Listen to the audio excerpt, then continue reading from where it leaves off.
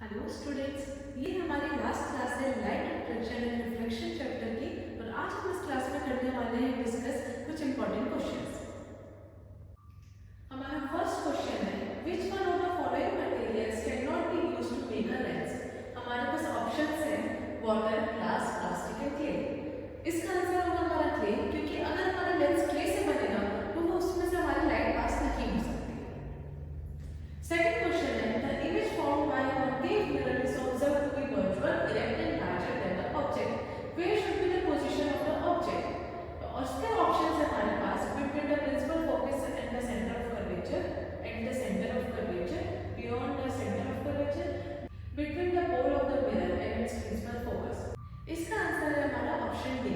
जैसे कि आपको याद होगा कि हमने एक चार्ट बनाया था हमारे इमेज फॉर्मेशन में, उसके अकॉर्डिंग हमारे अगर जो ऑब्जेक्ट है वो हमारा पोल ऑफ द मिरर और प्रिंसिपल फोकस के बीच में प्लेस होगा, तब हमें virtual, direct and larger image form होगी। इसी तरीके से कुछ एमसीक्यूज हमारे एक्सरसाइज के अंदर दिए हुए हैं जो कि डायरेक्ट हमारे चार्ट के बेसिस पे है, तो उसको आप खुद से ट्राई करेंगे।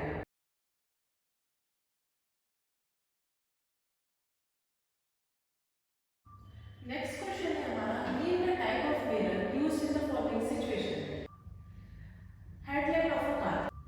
हेडलाइट के लिए हम यूज करते हैं कॉन्केव मिरर का, क्योंकि ये हमें powerful parallel beam of light produce करना है।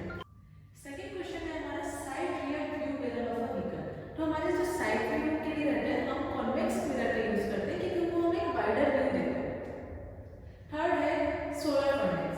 सोलर फर्नेस के लिए हम यूज करते हैं कॉन्केव मिरर का, क्योंकि वो हमारे जो सनलाइट है उसको कॉन्सेंट्रेट करके हमें हीट प्रोड्यूस करते हैं।